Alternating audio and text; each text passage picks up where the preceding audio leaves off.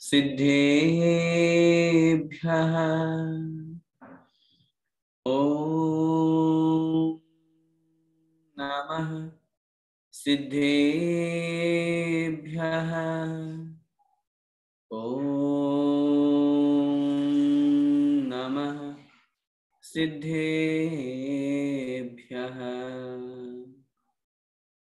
नमः। श्रीवर्धमानाय निर्धूतकलिलात्मने सालोकानां त्रिलोकानां यद्विद्यादर्पणायते। पंच परमेष्ठी भगवान की जय। द्वादशांग जिनवाणी माता की जय। आचार्य भगवंत श्री समंत भद्र स्वामी मुनि महाराज की जय। आचार्य भगवंत श्री विद्यासागर जी महामुनिराज की जय। परम पूज्य गुरुदेव निर्यापक श्रमण मुनि पुंगव श्री सुधा सागर जी महाराज की जय। अढ़ाई द्वीपस्थ समस्त मुनिराजों की जय। आचार्य भगवंत श्री समंत भद्र स्वामी द्वारा विरचित श्री रत्नगंडक श्रावकाचार्य ग्रंथ का हम स्वाध्याय कर रहे हैं और इस ग्रंथ के माध्यम से हम श्रावकों के योग्य जो आचरण है, हमारे योग्य जो क्रियाएं हैं, अपने जीवन को पवित्र बनाने के लिए सम्यक दर्शन, सम्यक ज्ञान, सम्यक चारित्र जो 3 रत्न दिए गए हैं, या यूं कहें कि एक मनुष्य पर्याय को हम कैसे सार्थक कर सकते हैं, वो पूरा का पूरा कथन इस ग्रंथ में हम सभी समझ रहे हैं। 5 अणुव्रतों का कथन होने के पश्चात 3 गुणव्रतों का वर्णन चल रहा है और उन 3 गुणव्रतों में भी जो सबसे पहला है दिग्व्रत, उसका हम वर्णन समझ रहे हैं। पिछली कक्षा में हमने इस बात को अच्छी तरह से समझ लिया था। अपने मूल गुणों की वृद्धि करने के लिए, अपने व्रतों में या गुणों में वृद्धि करने के लिए इन गुणव्रतों को धारण किया जाता है। आजीवन जहां दशों दिशाओं की हमने मर्यादा कर ली कि मैं ये संकल्प के साथ में कि मैं इस स्थान से बाहर नहीं जाऊंगा, इसी का नाम दिग्व्रत है। हमने ये भी समझा था ये जो दिग्व्रत है ये आजीवन लिया जाता है, हमेशा के लिए होता है। और किस प्रकार लिया जाता है तो आचार्य महाराज ने मकराकर सरिदटवी आदि करके श्लोक लिखा और वहां उन्होंने बताया कि किसी प्रसिद्ध स्थान का आप नाम उल्लेख करके अपने नियम की डायरी में या संकल्प जब करें तब उस स्थान का नाम आप ले सकते हैं। अगर नहीं पता है वो स्थान तो किलोमीटर के हिसाब से, योजन के हिसाब से हम वैसा संकल्प बना सकते हैं। सबसे महत्वपूर्ण बात जो हमने पिछली कक्षा में पढ़ी, आचार्य महाराज कह रहे हैं जितना हमने संकल्प लिया उतने संकल्प के भीतर भीतर तो अभी हमारे अणुव्रत ही हैं, लेकिन बाहर की जो व्यवस्था है, जो हमारा संकल्प था, जैसे उदाहरण से हमने समझा कि यदि हमने भारत देश तक की मर्यादा ली है तो भारत देश के बाहर हमारे जो व्रत हैं ये महाव्रत पने को प्राप्त हो जाते हैं। भले अभी हम गृहस्थ में हैं, अभी हम श्रावक हैं, लेकिन उसके बावजूद भी ये अणुव्रत जो है ये महाव्रत पने को प्राप्त हो जाते हैं। और वो क्यों हो जाते हैं? क्योंकि बाहर अर्थात जो जितनी मर्यादा हमने ली थी उसके बाहर हम सूक्ष्म पाप से भी बच गए। जो स्थूल और सूक्ष्म दोनों प्रकार की हिंसा से विरत होते हैं, रहित होते हैं, उन्हें हम महाव्रती कहते हैं। और बाहर की जो मर्यादा के बाहर हमारा सूक्ष्म पाप से भी वहां कोई प्रयोजन नहीं है, इस अपेक्षा से वहां आचार्य भगवंत ने महाव्रतों की परिकल्पना की है। अब एक बहुत बड़ा प्रश्न ये उपस्थित सामने हो रहा है कि यदि हम महाव्रतों की परिकल्पना करते हैं तो आचार्य महाराज फिर उसे महाव्रत क्यों नहीं कह रहे हैं? या तो फिर उसे महाव्रत ही कह देना चाहिए कि वो जो दिग्व्रत को धारण करता है वो अणुव्रती भी है और महाव्रती भी है। अणुव्रती तो मर्यादा के भीतर की अपेक्षा से और महाव्रती मर्यादा के बाहर की अपेक्षा से। तो किसी ने आचार्य महाराज से प्रश्न किया कि भगवान, आप उसे महाव्रत पने को प्राप्त हो जाते हैं, ऐसा क्यों कह रहे हो? आप सीधा सा ये कह दीजिए ना कि उसके महाव्रत हो गए हैं। तो आचार्य महाराज उत्तर दे रहे हैं, नहीं, ऐसा नहीं कह सकते, क्योंकि ऐसा कहने में दोष लगेगा। महाव्रत कब बनते हैं, किन स्थितियों में होते हैं, उसका उत्तर आचार्य महाराज अगले श्लोक के माध्यम से हमें दे रहे हैं, जिसमें हम ये समझेंगे कि महाव्रत किसे कहते हैं। सिद्धांत की अपेक्षा से महाव्रत की परिभाषा क्या है और वो जीव के कब होते हैं, किन कषायों का उदय होता है, किन कषायों का अनुदय होता है, किसका मंद उदय होता है, किसका तीव्र उदय होता है, ये व्यवस्था कैसी है सिद्धांत की अपेक्षा से, वो यहाँ हम अगले श्लोक में देखते हैं। आइए अपना अगला श्लोक आप सभी लोग निकाल लीजिए, जिसमें हम उस महाव्रत की परिभाषा समझते हुए उसको हम देखेंगे कि महाव्रत की मात्र वहां पर जो हमने कही थी कि उपचार से महाव्रत जो पहले कहा गया है, तो वो क्यों कहा गया है, सीधा डायरेक्ट महाव्रत क्यों नहीं कह रहे हैं, क्योंकि महाव्रत की ये परिभाषा है। देखिए, प्रत्याख्यान सॉरी तनुत्वात्, प्रत्याख्यान तनुत्वात् मंदतराश चरण मोह परिणामः, मंदतराश चरण मोह परिणामा सत्वेन दुरवधारा, सत्वेन दुरवधारा महाव्रताय परिकल्प्यन्ते, परिकल्प्यन्ते प्रकल्प्यन्ते, प्रकल्प्यन्ते है, ठीक है।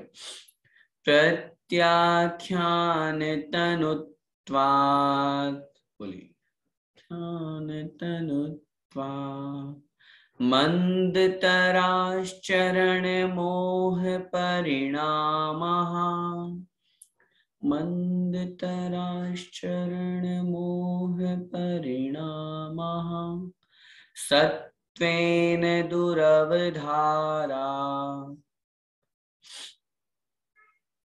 महाव्रताय प्रकल्प्यन्ते, महाव्रताय प्रकल्प्यन्ते, एक साथ बोलेंगे, प्रत्याख्यान तनुत्वात् मंदतराश्चरण मोह परिणामः सत्वेन दुरवधारा महाव्रताय प्रकल्प्यन्ते।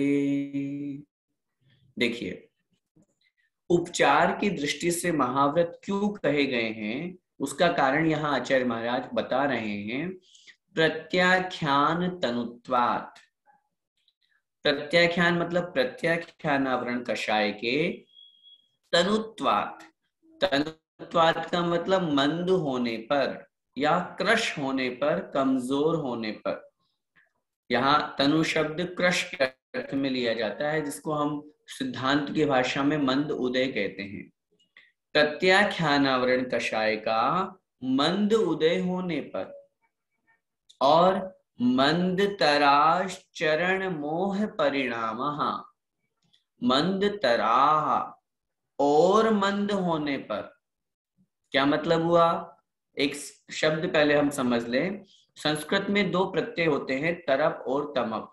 आप लोगों ने अगर कभी संस्कृत पढ़ी हो तो उसमें आप लोगों को ध्यान आएगा।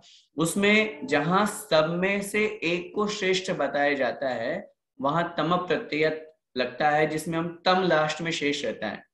जैसे श्रेष्ठ तम है, सरल तम है, ऐसा। मतलब कठिनतम शब्द का बोलते हैं ना अपन हिंदी में प्रयोग, कठिनतम, तो वो बहुत जो सबसे ज्यादा कठिन है उसे हम कठिनतम बोलते हैं। और जहां दो में कंपैरिजन की जाती है वहां तरप प्रत्यय लगता है, जिसका तर शेष रहता है। उन दोनों में से, राम और श्याम में से श्याम ज्यादा सरल है, तो वहां तर प्रत्यय लगेगा, तर शब्द लास्ट में लगेगा। तो मंद तराह, क्या बात कर रहे हैं यहाँ पे? यहाँ बात हम चल रही है प्रत्याख्यानावरण कषाय की, और उसके विपरीत, सॉरी, उसके साथ में जो संजुलन कषाय है। तो अब वो जीव पांचवें गुण स्थान में है, अभी दिग्गत आदि उसके पास में है, संजुलन का तो उदय उसके है, लेकिन प्रत्याख्यान में भी एक तो पूर्ण रूप से प्रत्याख्यान का अनुदय हो जाएगा तो महाव्रत हो जाएंगे, और अगर प्रत्याख्यान मंद उदय की ओर है और आगे कह रहे हैं मंद तरा, और ज्यादा मंद है, मंद अवस्था को प्राप्त है, चरण मोह परिणामा, ऐसे चारित्र मोहनीय के परिणाम। चारित्र मोहनी कषाय जो होती है, जिसको अभी हम डिटेल में समझेंगे, सॉरी, उसके जो परिणाम है, उसके जो भाव है, या वह जो कषाय है, वो अत्यंत मंद है। कितनी मंद है? सत्वेन दुरवधारा, सत्वेन मतलब जीव के द्वारा, दुरअवधारा, जिसका अवधारण मतलब निर्धारण भी बड़ा कठिन है। दुर, दुर प्रत्यय कठिन के अर्थ में आता है, जैसे दुर्लभ, ऐसा। तो दुरवधारा मतलब जिसका निर्धारण, जिसका निश्चय करना अत्यंत कठिन है, ऐसे महाव्रताय, महाव्रत के लिए प्रकल्प्यन्ते, कल्पना किए जाते हैं, अर्थात उपचार से उन्हें कहा जाता है। थोड़ा सा समझने की और अच्छी तरह से आवश्यकता है। यहाँ बात ये चल रही है, जो पिछले श्लोक में हमने ये कहा कि वे जो उस जीव के अणुव्रत है, वे महाव्रत संज्ञा को, महाव्रत परिणति शब्द का प्रयोग किया था आचार्य महाराज ने, महाव्रत परिणति को प्राप्त हो जाते हैं।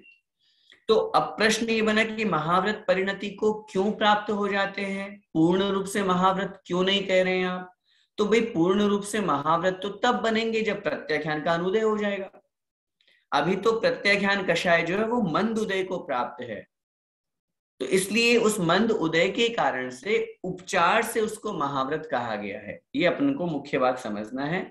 श्लोक का अर्थ फिर से देखिए, प्रत्याख्यान तनुत्वात्, प्रत्याख्यान कषाय के तनुत्वात् मतलब मंद उदय होने से, बहुत कम उदय होने से, मंद तराह चरण मोह परिणामः, और अत्यधिक मंद होने से, इतनी मंद हो गई उस जीव की कषाय कि वो शीघ्रता से अब महाव्रतों को धारण करने वाला है, लेकिन जब तक उदय है कषाय का तब तक उसके महाव्रत नहीं होंगे। लेकिन मंद तरा, और धीरे धीरे उसकी कषाय मंद मंद मंद होती जा रही है।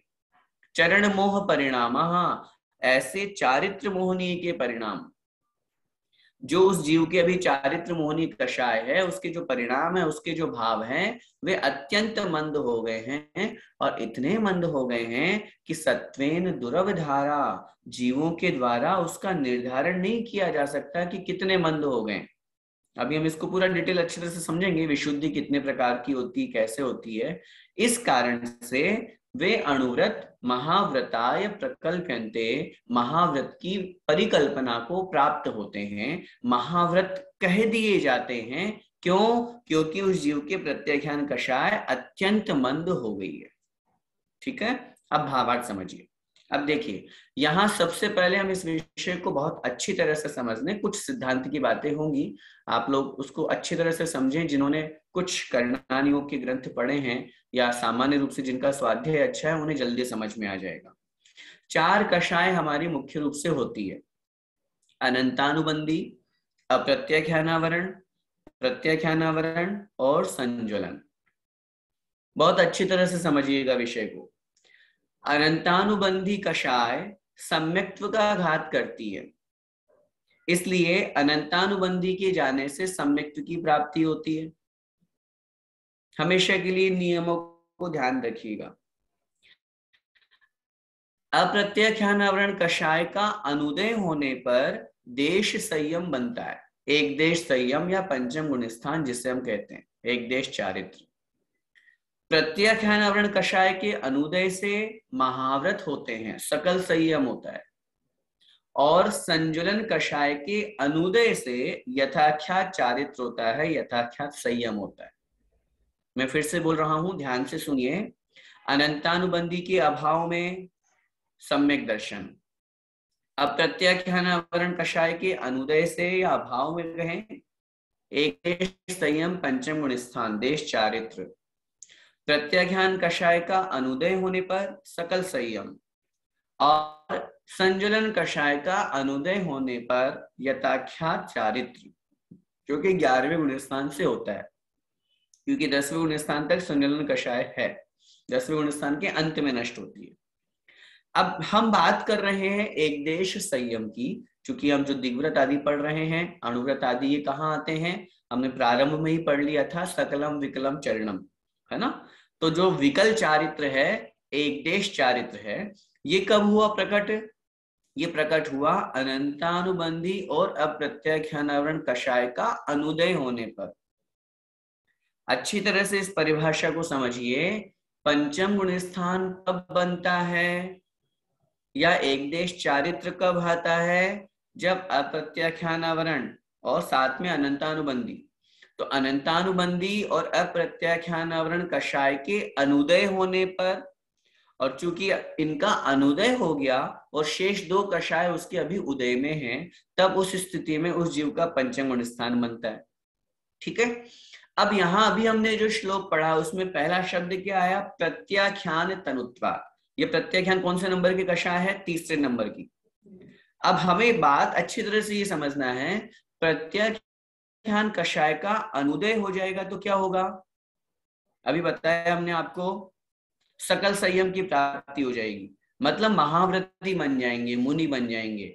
मुनि महाराज के हम यूं कहें अनंतानुबंधी, अप्रत्याख्यानावरण और प्रत्याख्यानावरण, तीन कषाय का अनुदय होता है। अब महाव्रत वास्तव में, क्योंकि महाव्रत मुनिराजों की होंगे ये भी निश्चित है, ये अच्छी तरह से हमको समझ में आ रहा है। सकल संयम कहो या महाव्रत कहो, ये मुनि महाराज की होता है, या यूं हम कहें दिगंबर वेश में ही होता है। अब पंचम गुण स्थानवर्ती जो जीव है, जिसके अभी अनंतानुबंधी और अप्रत्याख्यान, इनका तो अनुदय हो गया, लेकिन प्रत्याख्यान का उदय चल रहा है। अब उस जीव को जो हमने एक अपेक्षा से पिछले श्लोक में जो कहा कि उसके वो जो अणुव्रत है ये महाव्रत पने को प्राप्त हो जाते हैं, वो क्यों कहा, इसलिए कहा क्योंकि उसके जो प्रत्याख्यानावरण कषाय है वो भी मंद उदय को हो गई है, वो तीव्र उदय में नहीं हो रहा है। तीव्र उदय में होता तो उसके परिणाम जो है, भले ही वो ठीक है पंचम गुण स्थान को तो प्राप्त हो जाता, लेकिन इतने अच्छे परिणाम नहीं बन पाते। एक गुण स्थान, जैसे समझिएगा पांचवा गुण स्थान है, अब किन के होता है, देखिए पांचवा गुण स्थान आर्यिका माता जी के भी होता है, ऐलक महाराज के भी होता है, शुल्लक शुल्लिकाओं के भी होता है, 10 प्रतिमाधारी के भी होता है, 9 प्रतिमा, 8 प्रतिमा, 7 प्रतिमा, 6 प्रतिमा, इस तरह से 2 प्रतिमाधारी के भी पंचम गुण स्थान है कि नहीं। अब सबके पंचम गुण स्थान है जिनका अभी मैंने आपके सामने नाम लिया, तो क्या सबके समान निर्जरा होती है, क्या सबके परिणामों की विशुद्धि समान होगी, नहीं। अब गुणस्थान भले ही पंचम है, पांचवा है, एक जैसा गुणस्थान है, लेकिन उसके बावजूद भी परिणामों की विशुद्धि की अपेक्षा से उनमें अंतर होता है। जिनके 2 प्रतिमा है तो भैया 3 प्रतिमा वाले की ज्यादा निर्जरा होगी, उनके परिणाम भी ज्यादा अच्छे होंगे। अगर अपन पंचम गुण स्थान की उत्कृष्टता की बात करें तो आर्यिका माता जी, उनकी स्त्री पर्याय की उत्कृष्ट अवस्था है, वो खूब मन में परिणाम करती है कि काश मैं पुरुष पर्याय में होता मेरा जीव तो मैं दिगंबर रूप धारण कर लेता, लेकिन मजबूरी है, मर्यादा में है, लेकिन उस मर्यादा मजबूरी के कारण उनका गुणस्थान पंचम ही रहेगा। वस्त्र है, महाव्रत की भी उनके लिए स्पष्ट रूप से आचार्यों ने कहा है, उनके महाव्रत जो है वो उपचार से उनको महाव्रती कहा है, क्योंकि वास्तव में तो पांचों महाव्रतों का तो पालन उनके भी नहीं हो सकता। अपरिग्रह महाव्रत कैसे पलेगा बताइए, अहिंसा महाव्रत कैसे पलेगा बताइए। इसलिए आचार्यों ने आर्यिकाओं को भी उपचार से महाव्रती कहा है। लेकिन अपेक्षाकृत समझिए, जहां 2 प्रतिमाधारी श्रावक है, पंचम गुण स्थान वाला है, वहां आर्यिका माता जी भी पंचम गुण स्थान वाली है, लेकिन उनकी उत्कृष्ट निर्जरा होगी पंचम गुण स्थान की सॉरी, क्यों होगी, क्योंकि अभी तो श्रावक की तो वो तो मजबूरी में तो खोल नहीं रहा कपड़े, उसकी तो शक्ति नहीं है, वो अपनी शक्ति को छिपा रहा है, अपने प्रमाद को छिपा रहा है, या वो आगे नहीं बढ़ना चाह रहा है, इसलिए वो तो आगे बढ़ सकता है, मुनि बन सकता है वो श्रावक तो, लेकिन वो नहीं बढ़ रहा, उसकी कमजोरी है। आर्यका माता जी आगे बढ़ना चाहती है, वो उनकी मजबूरी है, कमजोरी नहीं है, उनकी शारीरिक मर्यादा है इस अपेक्षा से। तो सिद्धांत क्या समझना है हमको, महाव्रत कब होंगे, जब प्रत्याख्यान कषाय का अनुदय होगा। अब उस पंचम स्थानवर्ती जीव को या उस अणुव्रति को हमने क्या कह दिया, उपचार से महाव्रति कह दिया। पिछले श्लोक में अपन ने पढ़ा कि भाई अणुव्रत के बाहर उसके जो वे हैं दिग्व्रत हैं या वे व्रत जो है वे महाव्रत पने को प्राप्त हो जाते हैं। तो आपने महाव्रत पना क्यों कह दिया, उसका उत्तर इसलिए दे रहे हैं क्योंकि उसके प्रत्याख्यान कषाय का मंद उदय हो गया। मंद उदय हो जाने के कारण से भले ही वो अभी अणुव्रति है, लेकिन उपचार से हमने महाव्रति कह दिया क्योंकि धीरे धीरे अब वो आगे बढ़ रहा है, उसके परिणाम इतने उज्जवल इतने अच्छे बन रहे हैं। भावना तो ये है शीघ्रता से मैं मुनि बन जाऊं, शीघ्रता से मैं महाव्रतों को धारण कर लूं, लेकिन अभी अभ्यास नहीं है, इसलिए परिणामों को उसने बहुत शांत बना करके कषायों को मंद करके वो धीरे से आगे बढ़ रहा है, इसलिए उसको उपचार से महाव्रति कह दिया। ऐसी ही व्यवस्था अपन को छठे गुणस्थान में, छठे सातवें गुणस्थान में भी समझना चाहिए। वहां पर अनंतानुबंधी, अप्रत्याख्यानावरण और प्रत्याख्यानावरण, इन तीन कषायों का क्या होता है, अनुदय होता है, और संजलन कषाय का उदय होता है मुनि महाराज के। तो हम ये कहेंगे छठे गुण स्थान में वो संजलन का तीव्र उदय है और सातवें गुण स्थान आदि में उस संजलन कषाय का मंद उदय है, तभी तो सातवां गुण स्थान बना। छठा और सातवां गुण स्थान जो है वो घड़ी के पेंडुलम की तरह घूमता रहता है, चलता रहता है, बदलता रहता है। तीव्र उदय आया तो संजलन कषाय का तीव्र उदय आया छठा गुण स्थान, मंद उदय आया सातवां गुण स्थान। इस तरह से छठे सातवें गुण स्थान की व्यवस्था मुनि महाराजों के लिए कही गई है। आचार्य श्री बहुत अच्छा उदाहरण देते हैं। जैसे ही किन्हीं मुनि महाराज ने आहार के समय अपना हाथ आगे बढ़ाया, तो हाथ आगे बढ़ाने का मतलब क्या, आहार ग्रहण करने की इच्छा हुई तो कषाय तीव्र हुई ना, तो आहार ग्रहण, भोजन ग्रहण करने की इच्छा हुई तो हाथ आगे बढ़ाया तो छठा गुण स्थान। अब आहार हाथ में आ गया, अब उस ग्रास का शोधन कर रहे हैं, कहीं जीव तो नहीं, कहीं कोई अंतराय का रूप कोई वस्तु तो नहीं, कोई बाल आदि तो नहीं। अब ये शोधन कर रहे हैं, उसी समय सातवां गुण स्थान हो गया। क्यों, परिणामों में निर्मलता, कहीं मेरे में दोष न लग जाए। अब उस भोजन को, उस ग्रास को ग्रहण कर लिया तो ग्रहण करने का भाव हुआ छठा गुण स्थान, और साधु ने स्वाद नहीं लिया, मुझे तो उदर पूर्ति करना है खाली, मुझे तो शरीर को चलाना है, सातवां गुण स्थान। इस तरह से आचार्य श्री छठे सातवें गुण स्थान को समझाते हैं। तो अब अपन जो बात कर रहे हैं, जो विषय अपना चल रहा है पांचवें गुण स्थान का, तो उसको इसीलिए कहा गया यहाँ शब्द आचार्यों ने, क्योंकि चरणान योग भले ही हम पढ़ रहे हैं, लेकिन आचार्य महाराज ने जब कषाय का उल्लेख किया है तो वो प्रत्याख्यान तनुत्वाद शब्द से अपन को उधर भी जाना आवश्यक था कि प्रत्याख्यानावरण कषाय का मंद उदय हो गया, और इतना मंद उदय हो गया कि उसका हम निर्धारण नहीं कर पा रहे कि कितना मंद हो, क्योंकि वो तो कषाय है, परिणामों की विशुद्धि है। किसी के परिणामों को हम जान नहीं सकते हैं कि उसकी कोई अपन क्वांटिटी बना दे कि भाई इतने डिग्री सेल्सियस हो गया, वो तो चीज है नहीं है। वो तो उस जीव के परिणाम तीव्र मंद होते रहते हैं, और जब उसने दिग्व्रत में ये मर्यादा, अच्छा दिग्व्रत लेने वाला क्यों मर्यादा लेगा बताओ, चलो समझो इस बात को। जिस जीव ने दिग्व्रत का संकल्प लिया तो उसके मन में ये तो आया ना, मुझे पाप से बचना है, मैं क्यों फालतू में इधर उधर जाऊं, मैं अपना दायरा सीमित कर लूं, मैं अपना स्थान निश्चित कर लूं, ये उसके अंदर आया, तभी तो वो दिग्व्रत कर पाएगा। तो ये परिणाम उसके अंदर कब आएगा, जब कषायों की मंदता होगी, जब उसके प्रत्याख्यान कषाय मंद उदय को होगा, तभी ये परिणाम आएंगे, नहीं तो नहीं आ सकते। आपके मन में नियम लेने का भाव कब आएगा बताइए।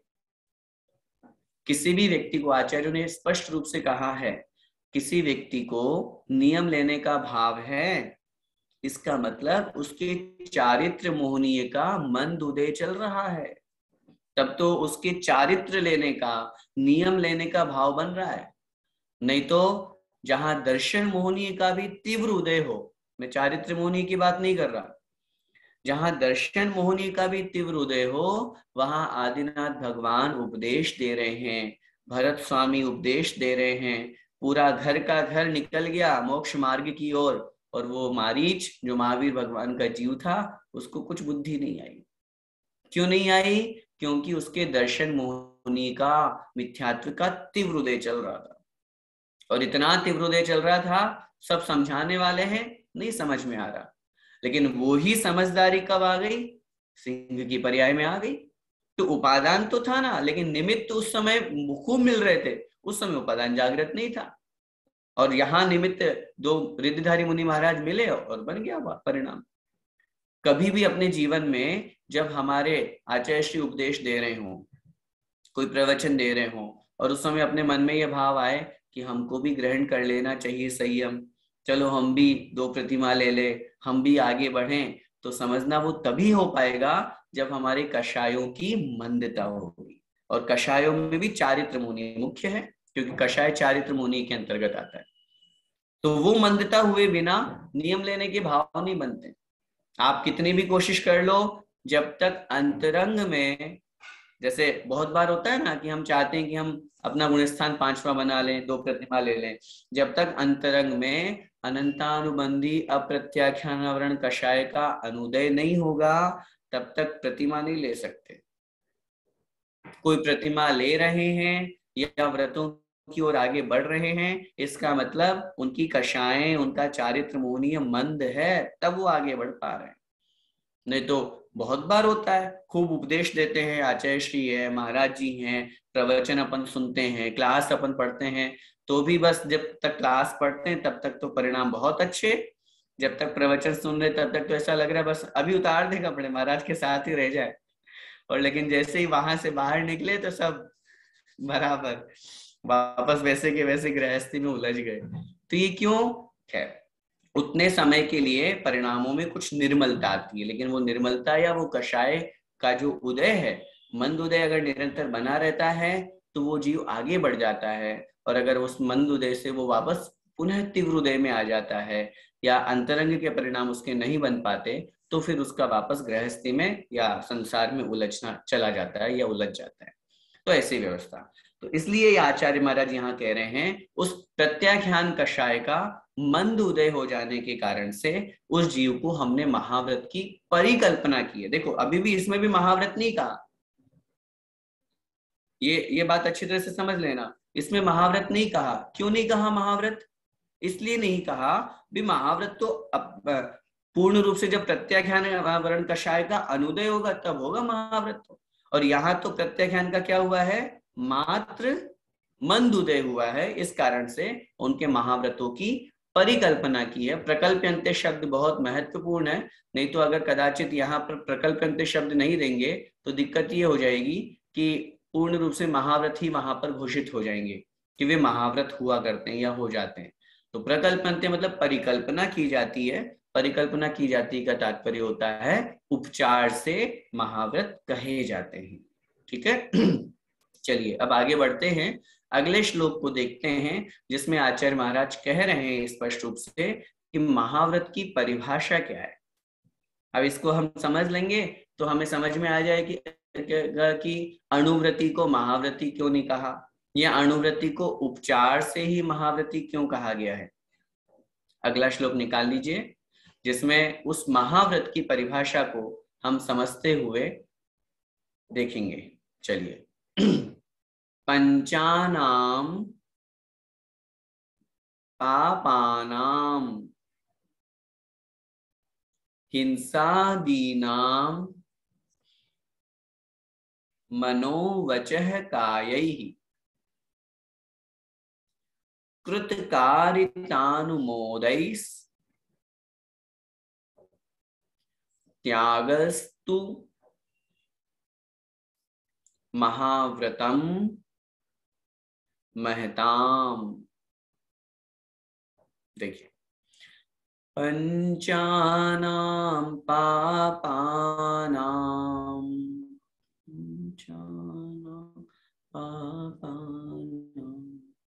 हिंसादीनां मनोवचः कायैः हिंसादीनां मनोवचः कायैः कृतकारितानुमोदैः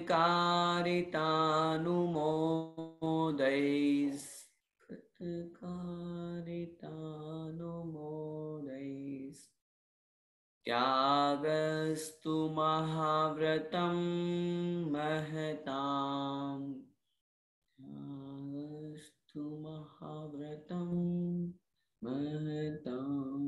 देखिए एक साथ बोलेंगे। पंचानां पापानां हिंसादीनां मनोवचः कायैः कृतकारितानुमोदैस्त्यागस्तु महाव्रतं महताम्। देखिए अर्थ देखते हैं श्लोक का। पंचानाम पापानाम, पंचानाम पांचों का, पांचों का किनका? पापानाम मतलब पापों का। कौन से 5 पाप? हिंसादीनाम, हिंसा आदि, हिंसा आदि 5 पापों का। मनोवचः कायहि, मन है मतलब मन, वचः मतलब वचन, कायहि मतलब काय शरीर। मन वचन और काय से हिंसा आदि 5 पापों का मन वचन काय के द्वारा। आगे कृतकारितानुमोदैस्त्यागस्तु, शब्द का संधि विच्छेद करेंगे। कृत कारित अनुमोदहि, निकल जाएगा यहां से, अनुमोदहि आधा से विसर्ग बन गया। त्याग है तू, कृतकारित अनुमोदहि, तू मतलब और, किंतु और, कृतकारित और अनुमोदना से। त्याग है मतलब त्याग करना, छोड़ना। क्या मतलब हुआ? हिंसा आदि नाम, हिंसा आदि पंचानाम पापानाम 5 पापों का मन वचन काय से और कृतकारित अनुमोदना से त्याग करना, छोड़ना। महाव्रतम, महाव्रत होता है। किनकी होता है ये महाव्रत? महताम, जो महान लोग होते हैं, जो महापुरुष हुआ करते हैं। जैसे अपन कहते हैं प्रमत्त विरत आदि 6ठे गुण स्थान वर्ती से ये महाव्रत प्रारंभ होते हैं।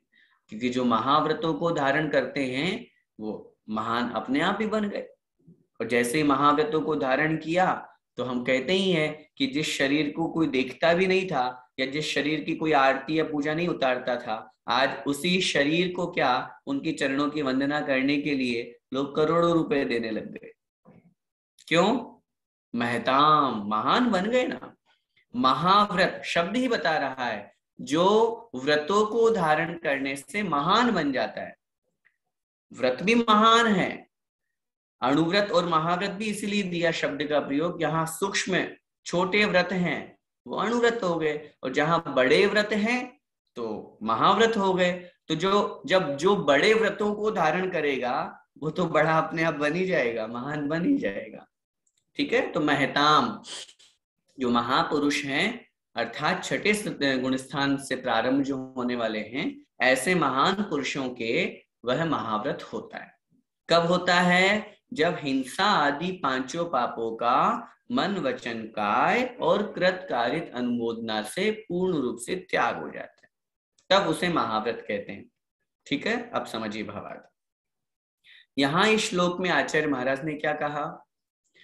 पिछले श्लोकों में महाव्रत की सामान्य चर्चा इसलिए चलाई गई क्योंकि दिग्व्रत को धारण करने से मर्यादा के बाहर की आचार्य महाराज ने कहा हम उसके महाव्रत की कल्पना करते हैं। और वो कल्पना भी क्यों की, उसका उत्तर हमने पिछले श्लोक में समझ लिया। क्योंकि उसकी जो कषाय है वो मंद हुई, और कषायों के मंद, प्रत्याख्यान कषाय के मंद होने के कारण से उसके साथ में ऐसी व्यवस्था बनी कि हमने उसको कह दिया कि हाँ ये महाव्रत की परिकल्पना को प्राप्त होते हैं। लेकिन महाव्रत की परिकल्पना हो रही है, पूर्ण रूप से महाव्रत नहीं हो रहे हैं। क्यों नहीं हो रहे? क्योंकि महाव्रत की परिभाषा क्या है? जहां मन, वचन, काय, कृत, कारित और अनुमोदना 9 कोटि से 5 पापों का पूर्ण रूप से त्याग हो, उसे महाव्रत कहते हैं। अब बताइए जरा, दिग्व्रत वाले के, अनुव्रत वाले के क्या 5 पापों का पूर्ण रूप से त्याग हो गया क्या? कहाँ हुआ अभी? अभी तो वो गृहस्थ में है, अभी तो सारी हिंसा कर रहा है, झूठ भी बोल रहा है, चोरी भी कर रहा है, जिसे अपन कहते हैं ना स्थूल, जो अभी अपन 5 अनुव्रत पढ़ करके आए हैं। तो स्थूल स्थूल रूप से उसने त्याग किया है, अभी सूक्ष्म तो उसके साथ में चल ही रहा है। अब गृहस्थ में रहेगा तो क्या हिंसा नहीं होगी? व्यापार भी कर रहा है, उठना बैठना, नहाना धोना, कपड़े पहनना, भोजन आदि बनाना, झाड़ू पोछा, सारी व्यवस्था है, गाड़ी घोड़ा उपयोग करना, फिर हिंसा का पूर्ण रूप से त्याग कहाँ हुआ?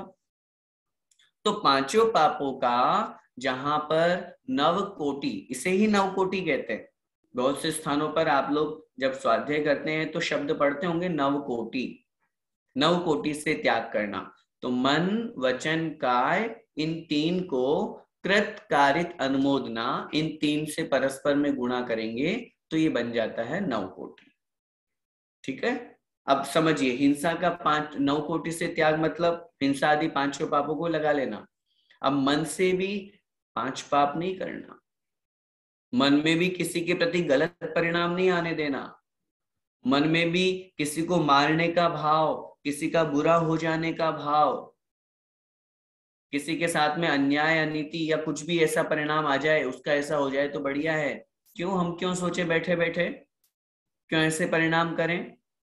और न केवल हिंसा, कुछ भी मन में ऐसा नहीं सोचना, अरे किसी की अच्छी चीज देखी और वो चीज याद आ गई, कहीं पे देखी थी अपन ने, या पुरानी देखी थी याद आ गई, काश मेरे पास भी होती।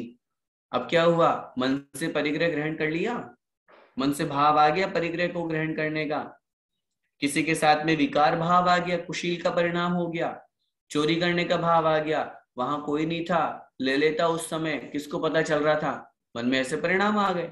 तो 5 पापों का मन से त्याग, मुनि महाराज स्पष्ट रूप से, अब इसमें पूर्ण रूप से आप अपने सामने एक दिगंबर मुद्राधारी मुनि महाराज को परिकल्पित कीजिए, इमेज बनाइए कि वो 5 पापों का किस तरह पूर्ण रूप से त्याग करते हैं। वचन से भी ऐसे वचन नहीं बोलते जो सामने वाले के दिल को ठेस पहुंचाए, जो सामने वाले को दुखी करे। हम तो ऐसे कर्कश वचन बोल देते हैं आपस में, परस्पर में, किसी को गलत बोल दिया, गाली गलौज कर दिया, निंदा रूप वचन बोल दिया, सामने वाले को दुख हो गया, असत्य वचन भी हो गया, हिंसा रूप वचन भी हो गया। शब्दों से 5 पाप करना, और जो महाव्रती होते हैं वो उसके त्यागी होते हैं। ऐसे ही काय, शरीर से 5 पापों का पूर्ण रूप से त्याग। अब आप बोलेंगे शरीर से तो हिंसा आदि होते हैं मुनि महाराजों के, कहाँ होती बताओ जरा। अब आप कहेंगे चलेंगे, उठेंगे, बैठेंगे, आहार के लिए जाएंगे, तो इसमें तो हिंसा होती है। हिंसा किसे कहते हैं उसकी परिभाषा हम समझ लेंगे तो हमें समझ में आ जाएगा। प्रमत्त योगात प्राण व्यपरोपणम हिंसा, प्रमाद के योग से, कषाय के योग से जहां जीवों का घात होता है उसे हिंसा कहते हैं। मुनि महाराज चल रहे हैं, ये या समिति से चल रहे हैं, 4 हाथ जमीन देख के चल रहे हैं, हिंसा का दोष क्यों लगेगा? वो जब भी बैठते हैं पिच्छिका से मार्जन करते हैं, हिंसा का दोष क्यों लगेगा? किसी भी पुस्तक को लेंगे, उठाएंगे, कमंडल को उठाएंगे, पहले पिच्छिका से मार्जन करेंगे, दोष क्यों लगेगा हिंसा का? आहार के लिए जा रहे हैं, पूर्ण आगम के अनुसार शुद्धि पूर्वक आहार ग्रहण कर रहे हैं, दोष क्यों लगेगा? जहां प्रमाद योग हो, जहां कषाय हो, जहां मन में परिणाम, हाँ ठीक है होगा जो होगा, क्या फर्क पड़ता है, तो फिर वहां दोष लगेगा। लेकिन उनके साथ ऐसी व्यवस्था ही नहीं है, इसलिए काय, शरीर से भी वो हिंसा आदि 5 पाप नहीं करते। और न केवल मन वचन काय, कृत, कारित और अनुमोदना, स्वयं तो करते ही नहीं है, दूसरों से भी नहीं कराते। आप जाकर के पूछेंगे, अजय श्री मैं सोच रहा हूं कि मैं अपने व्यापार को बढ़ाऊं, तो मैं वो फैक्ट्री ले रहा हूं जिसमें ये काम होगा, आप आशीर्वाद दीजिए। बोलिए अजय श्री हाथ उठाएंगे? क्यों उठाएंगे? उन्हें क्या लेना देना? बिल्कुल स्पष्ट। क्यों? अगर वो आशीर्वाद देंगे संसार के कार्य का, तो कारित का दोष लगेगा। और मुनि महाराज पूर्ण रूप से हर चीज का पूरा ध्यान रखते हैं। उन्हें हिंसा, झूठ, चोरी, कुशील, परिग्रह, पांचों पापों क्या वो दूसरों से पाप कराते भी नहीं है। ऐसा नहीं भाई देखो अब मैं तो मुनि बन गया, मैं तो करता नहीं हूं, अब आप लोग कर लो आराम से, मैं ऐसा ऐसा मैं तुमको रास्ता बता देता हूं। बताएंगे तो दोष लगेगा, मुनि अवस्था का चारित्र में दोष लगेगा, नहीं बताते। और तीसरा, अनुमत, अनुमोदना भी नहीं करते। दान आदि की अनुमोदना कर सकते हैं, किसी की पुण्य की अनुमोदना कर सकते हैं, किसी की प्रशंसा कर सकते हैं, लेकिन उसने ऐसा व्यापार किया या उसने ऐसा कार्य किया, हिंसा जनित वो कार्य था, संसार का कार्य था, उसकी कभी प्रशंसा नहीं करेंगे। हाँ, अगर उसने धर्म का कार्य किया है तो धर्म रूप उसकी व्यवस्था की प्रशंसा की जा सकती है, लेकिन पाप की कभी अनुमोदना नहीं होगी। तो इस तरह से हिंसा आदि पांचों पापों का वे मुनि महाराज या जो महाव्रत होते हैं, महाव्रतों को धारण करने वाले जो होते हैं, वे निश्चित रूप से मन वचन काय और कृत कारित अनुमोदना से उनका पूर्ण रूप से त्याग करते हैं। और वो जब त्याग होता है तभी वह महाव्रत कहलाता है। और वो महाव्रतों को धारण करने वाले महताम महान लोग हो जाते हैं, या महान लोग ही महाव्रतों को धारण करते हैं। बात दोनों अपेक्षा से समझ लेनी चाहिए। और वही बात समझ करके अब इस बात को यहाँ पर इसलिए इंगित किया आचार्य महाराज ने, क्योंकि उसको उपचार से महाव्रती कह दिया। तो अब आप ये अच्छी तरह से हम समझ लें कि उपचार से ही महाव्रती है वो पूर्ण रूप से महाव्रती नहीं है। पूर्ण रूप से महाव्रती वो इसलिए नहीं है क्योंकि उसके हिंसा आदि पांचों पापों का 9 कोटि से त्याग नहीं। और वो 9 कोटि से जब त्याग होगा वो तब होगा जब प्रत्यक्षानावरण कषाय का अनुदय हो जाएगा और सकल संयम को वो धारण कर लेंगे, 5 महाव्रतों को अंगीकार करेंगे, मुनि पद को अंगीकार करेंगे, तब उनके वो महाव्रत की बात हम कह पाएंगे। इसीलिए उसी को अपन को महाव्रत समझना है। समय आपका हो गया। आइए बस इतना सा ही आज की इस कक्षा में अपन समझें, जो दिग्व्रत आदि या अणुव्रतों को जो धारण करने वाले हैं उनके वे उपचार से महाव्रत कहे गए हैं। अभी हमारे अणुव्रत भी नहीं है, तो हम कोशिश करें कि धीरे धीरे अभ्यास करते हुए उन व्रतों को अपने जीवन में अंगीकार करने का प्रयास करें। इसी मंगलमय भावना के साथ बोले द्वादशांग जिनवाणी माता की जय।